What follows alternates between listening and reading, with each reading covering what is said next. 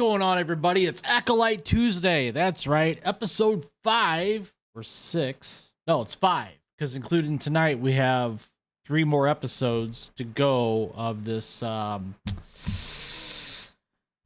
don't know. You want to call it garbage heap of a TV show? But before I get started, just want to thank everybody for tuning in, watching my videos, watching my content over the last year. If you like what I'm doing, feel free to smash that like button, subscribe to the channel. Helps out with the YouTube algorithm, helps get my videos promoted. Now, with that out of the way, here we go. The Acolyte viewership declines for a second week in a row, nearly 60% decline from Ahsoka. This is from John F. Trent. He wrote this over the weekend over at That Park Place. And really, the viewership for this show just isn't there. Now, the question is, and you can comment on this question, tell me what you think, with the viewership being as bad as it is, do you think we're going to get a season 2 of The Acolyte? I mean, when you think about it, look at all the shows from Star Wars, all the shows that Marvel's put out on Disney Plus. Only a handful have seen a second season. I mean, Loki got a second season over on the Marvel side. I believe Hawkeye is getting a second season. I've seen some things about that. The Star Wars side, Andor, it's got a second season. Of course, The Mandalorian got 3 seasons, soon to be a 4th, and a movie. And I think that's about it. So, if I'm missing any, comment in the comment section. So, as reported by Variety, viewership for The Acolyte declined to 232.2 million minutes watched for the week of the show's 5th episode. That was last week. Is that right? Maybe. Yeah, last week was episode 5. This is episode 6 this week. Okay. Had to think about that for a second. That's a decline of 11% from the previous week, which had a total of 262 million minutes watched. Now, remember, that was the episode where Kalnaka,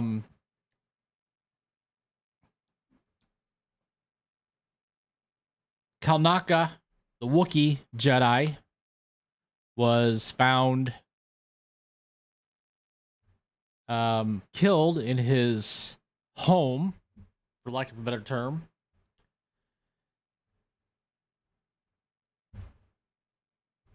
Or actually, wasn't. Yeah, that's right, because that's where that episode was pronouns. That was the pronoun episode. I don't know. They all run together. The show's trash. I can't remember. So, anyway. Episodes 4 and 5 had nearly identical run times, 34 minutes, 2 seconds for episode 4, 34:05 for episode 5. Now, think of it as though you're talking about between the intros and the credits, that's somewhere around 6-7 minutes that could be, used for something within the story. So when you think about it, these episodes are actually only about 27 minutes long. A little bit longer than a half-hour TV show on network television, but still, you could do something, in my opinion. The show hit its peak viewership with the release of its 3rd episode. That's where they introduced the lesbian space witches and the immaculate conception of the twins, Osha and May.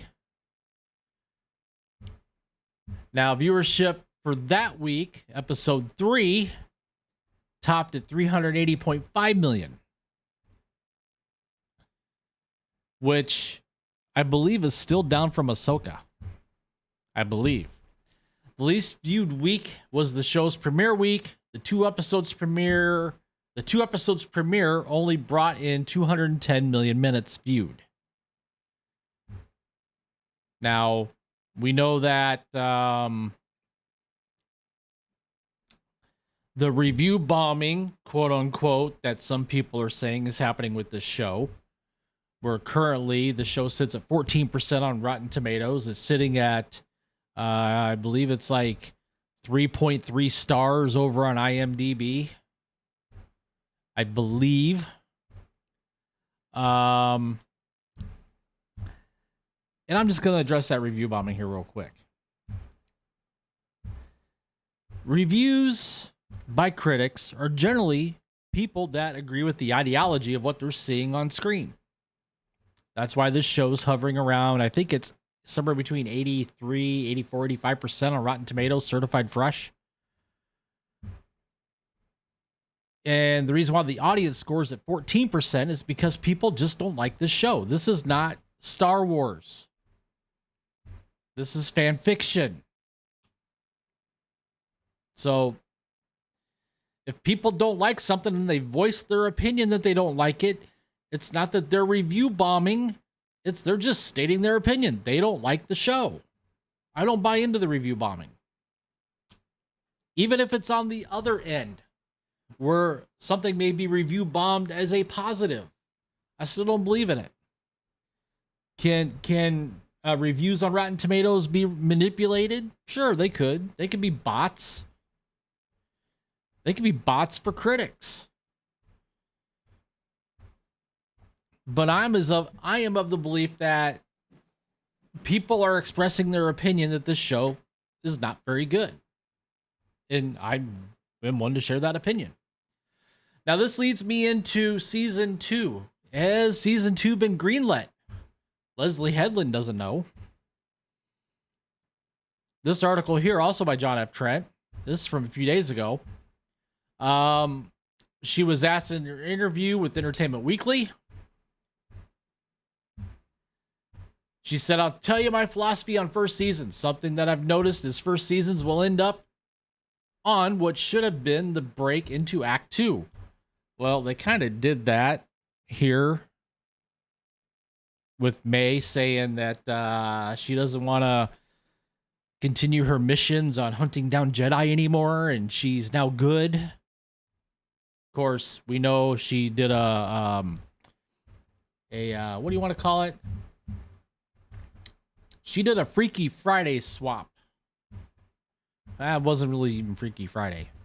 We'll just call it Twin Magic, where she took Osha's place to go on with Master Saul and leave the planet where Kanaka was disposed of by the Sith. It feels like everyone's really expecting to get a second season, and I don't feel that's a good idea. It's not a good idea to expect to get a second season. Am I missing something here?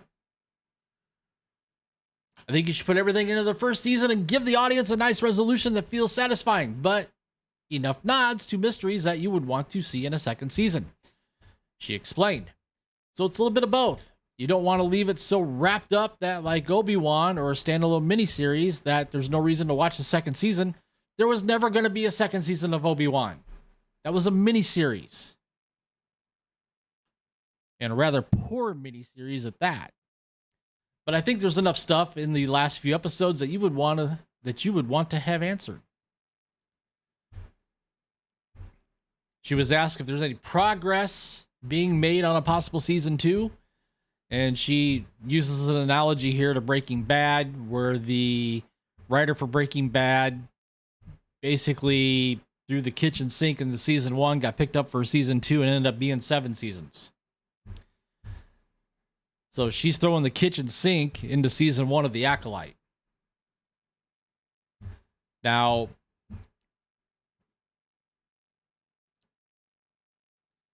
here's the thing. This is Star Wars. Should a Star Wars series have a second season? Absolutely. Because there's always more to the story. But should a series like The Acolyte get a second season with poor viewership, poor storytelling, poor reviews? My answer right now would have to be no. And you can agree with me on that. You can disagree with me on that. Comment down below. Tell me what you think. Do you think The Acolyte deserves a second season? I don't. I think this has been a big waste of money. We're talking $180 million, folks, for an 8-episode season that is pure fan fiction.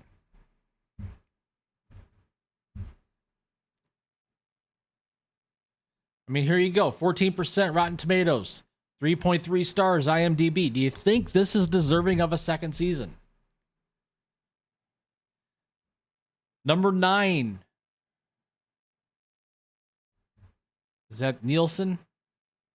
No, that's Luminate. Luminate Film and TV Streaming. Number 9, 210 million. May 31st, June 6th.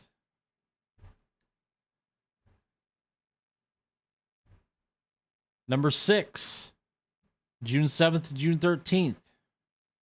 Number 7, June 14th to June 20th. I mean, you guys tell me, is The Acolyte deserving of a second season?